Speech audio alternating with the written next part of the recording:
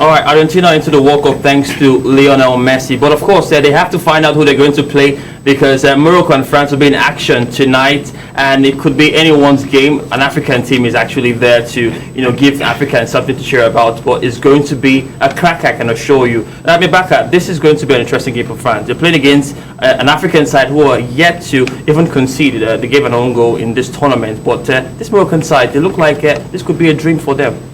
Yeah, I mean, this is a dream for the entire continent of Africa. So I think like what me and Okwe have been saying before the show, they should just stick to their game, stick to their guns, trust the process, keep the ball on the ground, be calm, because you don't want to panic against a team like France, because when you see the likes of Mbappe, Giroud, all of these fantastic players, and you begin to panic, so you don't want fear to set the tune for the match. So I think they have a really good chance. I mean, they have resilience. They've not considered any goal apart from the own goal they scored for themselves. So I mean, it's the whole of Africa, which is a very big continent, are behind them. I think that's something they need. That's the booster they need, and they know that factor plays a really huge factor in their game. So that adds to the mentality, that adds to the strength of the squad, from the coaching staff down to the 11 players on the pitch. The fact that the whole of Africa and the whole of African continent is behind them sets the tune for the match, and I think it's going to be a great game, despite the fact that I'm wearing a France jersey. I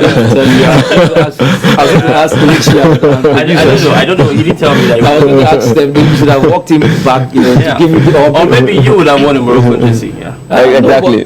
I think no one should have allowed me back at French jersey, because it's not representing Africa at all. But I think France 60% of their squad is like Africans. I think this is more like an AFCON finals for us. But they won it before and they claimed it for themselves. They didn't give it to us. They won it twice using half of the squad as African players. They did it in 98 when they hosted it. Did it again in 20 years later when it was hosted in Russia, using our players, and they didn't give us credit. So we don't want it to happen a third time. Definitely. I'm talking about it happening now.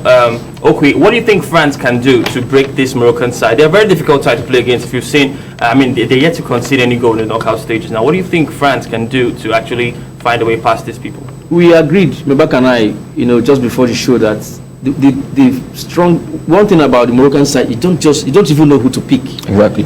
We don't even know the names of the players yet. Apart from the likes of Achraf Hakimi and Hakim Ziyech, maybe Amrabat, maybe I don't even know the goalkeeper's name. So that tells you for me that's their strength. Okay.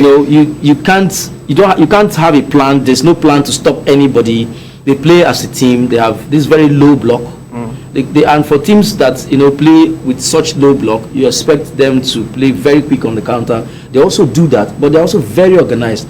Apart from not conceding to any opponents, straight, in this tournament, they've not. The coach Walid Regragui has not conceded since he became coach.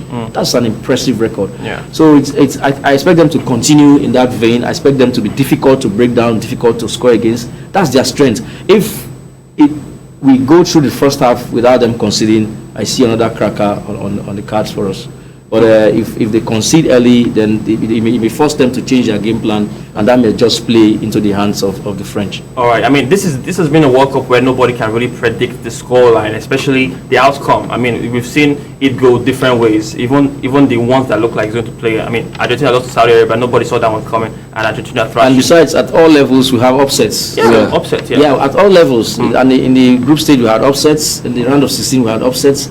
And Morocco has been producing also. Maybe there's still one or two upsets left in them. Okay, well, and I'm going to end it now with your scorelines or predictions. Okay, I'll start with you, Rebecca. Sounds like what's going to be the result of this one? Oh wow! This is going to be a very difficult game. It's going to be a really tight game. It depends on how Morocco wants to play. We know that they don't concede a lot of goals, so we're just hoping they stick to their guns and stick to that particular style of play. Don't concede a lot of goals. But you have an Mbappe, you have Giroud that's very prolific in front of goal. You have Chouameni. You have all of these 9 goals between them. Yeah. You have all of these players that can. Griezmann, don't forget, very fantastic playmaker. So it's going to be a difficult game, but because of how resilient this Moroccan side have been, I think I will go for. I don't want to upset the continent of Africa. Of course, you have people waiting for you after the show. But if I go with my heart, I would go 1-0 for Morocco. But if I go with my head, I think 2-1 for France. Okay. There's no head and heart. It's Morocco all the way. Morocco because just slightly, you know, it's not going to be an open game. Yeah. Morocco because I saw the French against England, and I really didn't like what I saw. The 2 goals they got were goals they got from moments, not like they worked for them, or there was really no build-up play.